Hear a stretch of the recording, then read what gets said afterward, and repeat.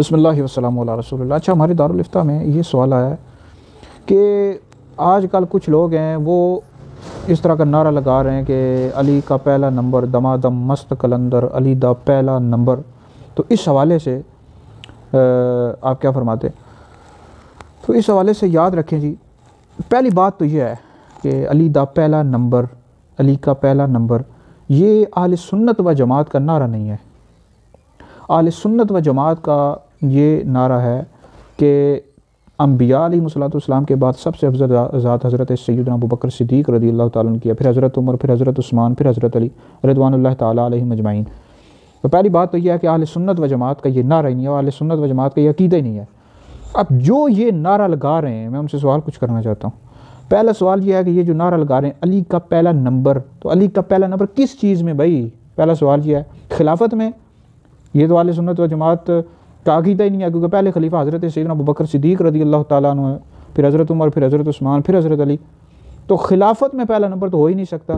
تو اس حوالے سے تو یہ غلط ہے، بالکل غلط ہے۔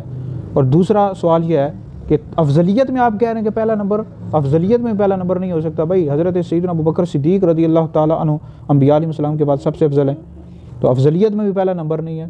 اب ایک اور سوال آپ لوگوں سے کر رہا ہوں جو اس طرح کے نعرے لگا رہے ہیں کہ کچھ لوگ کہہ رہے ہیں جی چلیں افضلیت میں پہلا نمبر نہیں ہے اور خلافت میں بھی نہیں ہے، تو ایمان میں یعنی مولا علی پاک رضی اللہ تعالیٰ عنہ سب سے پہلے ایمان لیا ہے۔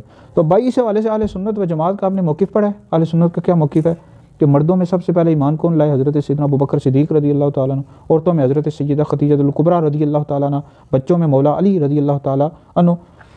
تو اس حوالے سے اہل سنت کا یہ موقف ہے، کیونکہ دلائل تو ہر طرف موجود ہیں، تو ادھر بھی ہیں کہ مولا علی پاک ایمان لائے۔ تو اہل سنت و جماعت اور امام اعظم ابو حنیفہ رحمۃ اللہ علیہ نے کیا لکھا ہے بھائی؟ تو لہٰذا یہ ہے کہ کچھ کہتے رہتے ہیں ایمان میں جی پہلا نمبر، ایمان میں تو پھر اس طرح ابوبکر صدیق کا بھی ہے، حضرت خدیجہ کا بھی ہے۔ تو بہرحال یہ اہل سنت و جماعت کا موقف ہرگز بھی نہیں ہے، اور یہ نعرہ نہیں ہے اہل سنت کا۔ آپ امام اعظم ابو حنیفہ سے لے کر اور پیچھے صحابہ کے آپ پڑھیں عقائد جو کتب احادیث میں لکھے ہوئے ہیں، بخاری میں اور دیگر کتابوں میں، کہ ان کا کیا موقف رہا ہے۔